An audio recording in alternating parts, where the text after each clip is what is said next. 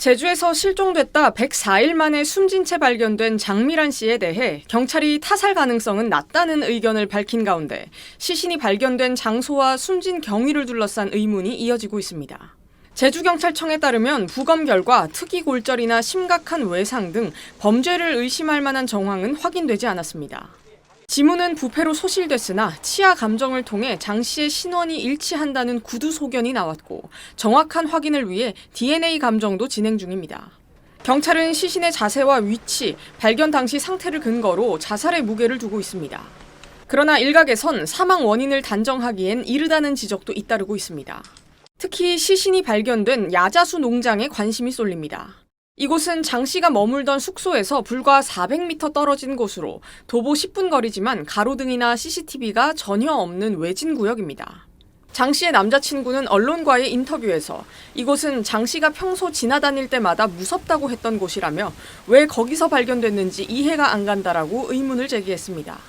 온라인 커뮤니티 등에선 지역 주민들 사이에서도 해당 농장의 카나리아 야자나무는 빽빽하게 심어져 있고 나무에 뾰족하고 단단한 부분이 많아 접근 자체가 어렵다는 주장이 나오기도 했습니다. 장 씨의 남자친구는 또 실종 당일까지도 목숨을 끊을 정도로 힘든 일은 없었다고 말하기도 했습니다. 표창원 범죄과학연구소장도 시신의 부패가 상당히 진행된 만큼 단순히 발견 당시의 모습만으로 타살 여부를 최종 판단해선 안 된다고 강조했습니다. 장 씨의 휴대전화는 최초 실종 신고 이후에도 약 14시간 동안 위치 추적이 가능했지만 경찰은 당시 GPS 위치 조회조차 하지 않은 걸로 알려졌습니다. 앞서 유재성 경찰청장 직무대행은 국회에 출석해 장 씨가 목을 매 숨진 걸로 추정된다며 타살을 의심할 만한 흔적은 없다고 밝혔습니다. SBS 이현영입니다. 제주에서 실종 104일 만에 숨진 채 발견된 장미란 씨 사건과 관련해 실무상 자살을 단정하기 어렵다는 분석이 나왔습니다. 표창원 범죄과학연구소장은 오늘 CBS 박성태의 뉴스쇼 인터뷰에서 실무 현장 관점에서 볼 때 누군가와 몸싸움을 벌인 흔적이 전혀 없고 제3자가 드나든 흔적이나 시신의 변동, 이동, 유기 흔적이 없다며 현장에서의 시신 검안상 목맴사로 추정된다고 짚었습니다.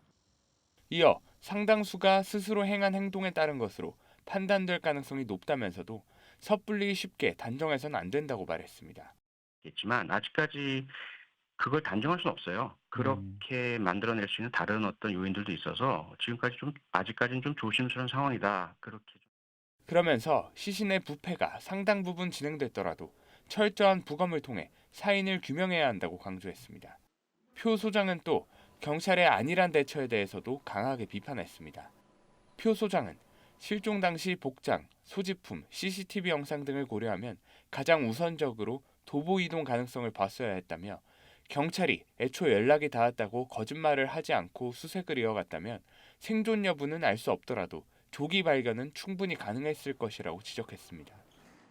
사건을 허위 종결한 담당 경찰관에 대해선 고양이에게 생선을 맡긴 꼴이자 경찰의 직위와 권한, 시스템을 악용한 명백한 범죄 행위라며 현재 드러난 두 분 외에 다른 분들도 그러리라고 짐작해서는 안 되는 것이고 생사와 위치가 확인될 때까지 전수조사를 반드시 해야 한다고 덧붙였습니다.